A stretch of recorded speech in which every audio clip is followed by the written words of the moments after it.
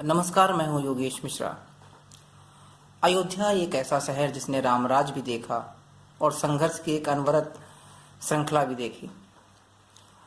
अयोध्या को लेकर कई सारी कहानियां हैं, कई सारे किस्से हैं और कई सारे अनुभव भी हैं। अब अयोध्या में जब भव्य राम मंदिर का निर्माण होगा और एक अनवरत संघर्ष जो है वो अब पूर्ण हो जाएगा भव्य राम मंदिर निर्माण के बाद, तो क्या ये यात्रा इतनी सहज थी? यकीनी तौर पर नहीं थी। 1608 आज हम आपको अपने प्रोग्राम में ये बताने का प्रयास करेंगे, कुछ एक प्रोग्राम हम बनाएंगे एपिसोड के जरिए आपको दिखाने का प्रयास करेंगे कि हाई कोर्ट में या कोर्ट में जिस सबूतों को रखा गया, अयोध्या को लेकर उन सबूतों को जानना आपको भी बहुत ज़्यादा ज़रूरी भी है, क्योंकि अयोध्या का ऐतिहासिक महत्व भी रहा है, पौराणिक महत्व भी रहा है और आध्यात्मिक महत्व भी रहा है। आज हम जिक्र एक बात का करेंगे कि 1608 से लेके और 1611 के बीच में एक ब्रिटिश टूरिस्ट जब भारत आया, उसने राम मंदिर को लेके अपनी किताब में किन किन बातों का जिक्र किया और वो जो उसने उल्लेख किया, जिन बातों का जिक्र किया, उसको कोर्ट में भी रखा गया।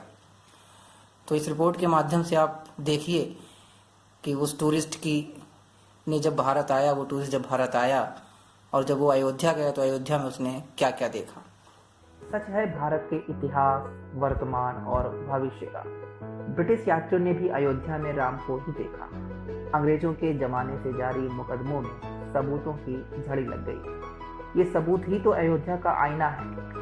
सन 1608 से 1611 के बीच ब्रिटिश ट्रैवलर विलियम फिंच ने अयोध्या का दौरा किया था।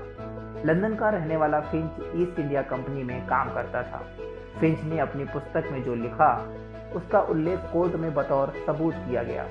फिंच ने लिखा कि भगवान राम से जुड़े भव्य भवन अब अवशेष बचे हैं। इस बिल्डिंग के जो टूटे फूटे अवशेष रह गए हैं उन पर अभी भी हिंदू पुजारी श्री राम की पूजा करते हैं। देश भर के हिंदू यहाँ आकर पूजा करते हैं। इसे रामकोट कहा जाता है। यानी मतलब साफ है कि राम मंदिर को तोड़कर बाबरी मस्जिद बनने के बाद भी वहाँ एक चबूतरे पर हिंदू पूजा कर रहे थे।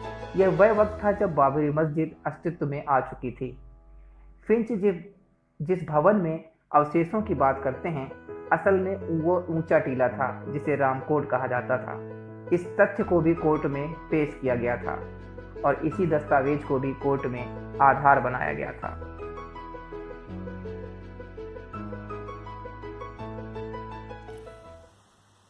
यकीनी तौर पर अयोध्या का इतिहास काफ़ी लंबा है और इसको समझने के लिए कुछ घंटे नहीं, कुछ मिनट नहीं, सदियां बीत गई हैं लोगों को जानने समझने के लिए।